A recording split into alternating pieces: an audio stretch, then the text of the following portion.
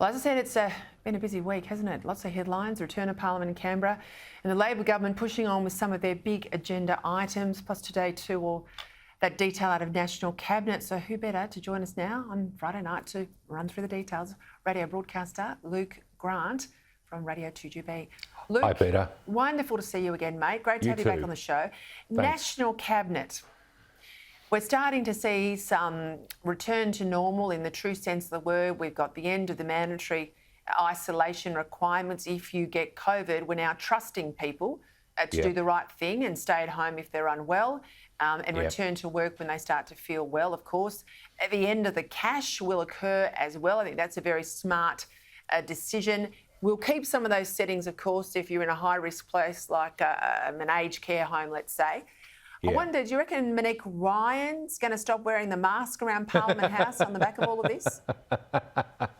Oh, what a great question. Let's hope so. Well, I think she can now say, put your mask on. Well, she can't say that anymore. It's common sense, isn't it, Peter? This had to be a thing at some point.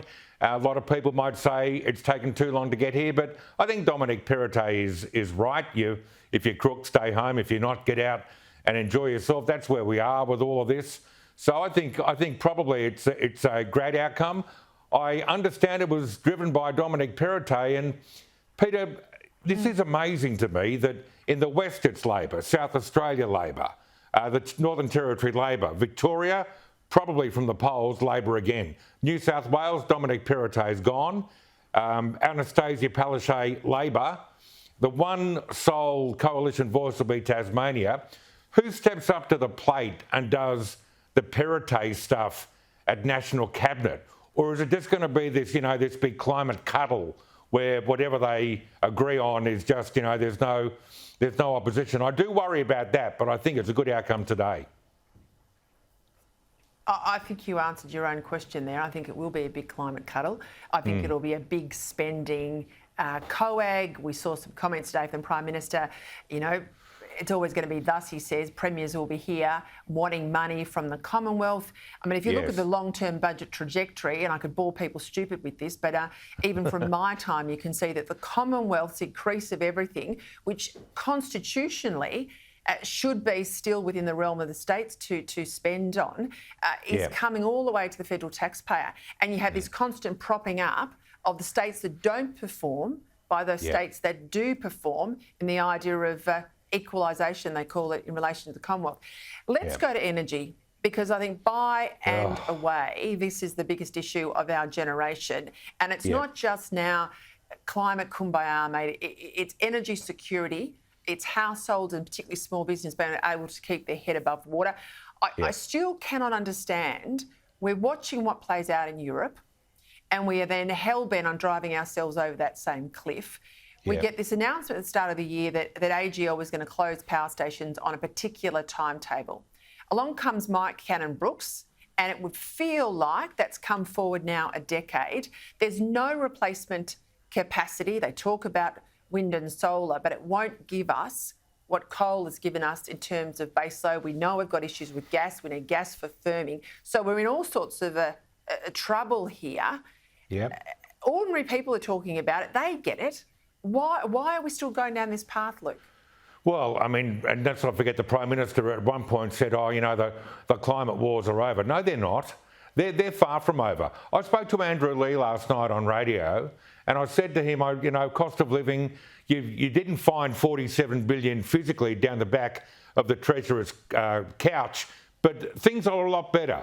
And there are people out there struggling with all sorts of things to keep the fuel excise or the petrol price down by 25 cents. Did it not occur to you and that'll cost $3 billion for 3 months, just something for the battler? And he says, we're doing this and electric cars. I said, stop there.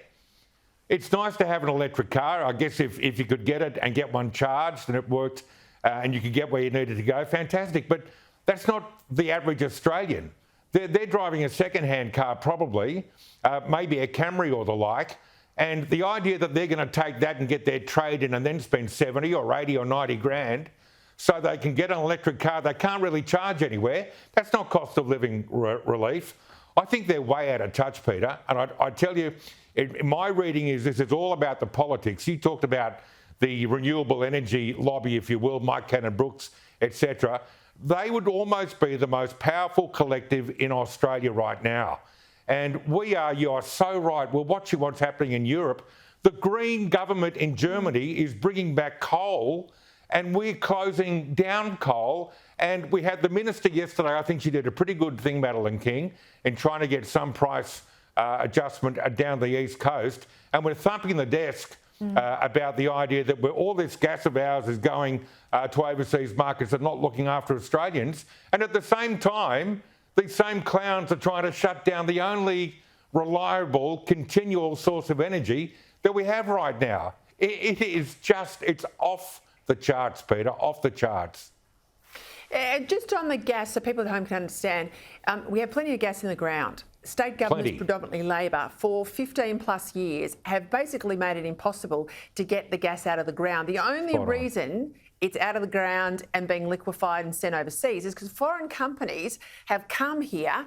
They've explored in particular places like the Pilbara. They have put the infrastructure in and then they've contracted that gas out of the country. We haven't wanted it for ourselves up until now.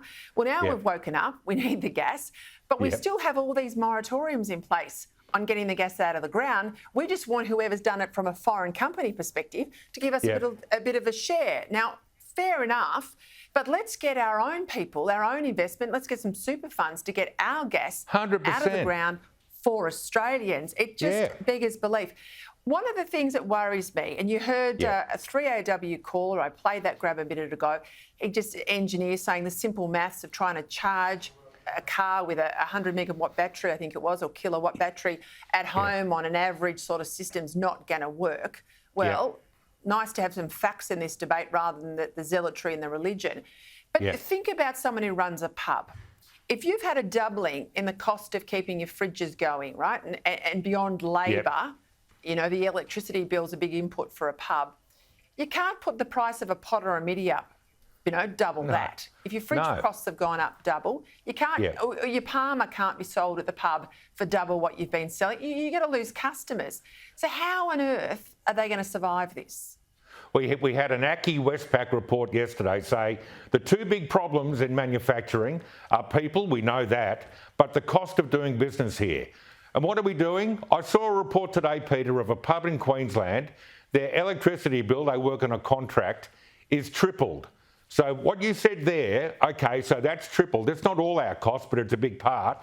So what does a schooner become now? $20. So who's going to go to the pub? I mean, this is absolute stupidity. And it does my head in to think we've got, you know, the so-called party of the worker, so-called, that is doing nothing to provide support to those people who are really battling, and they could do that by getting their head out of the sand and saying, right, what's happening around the world?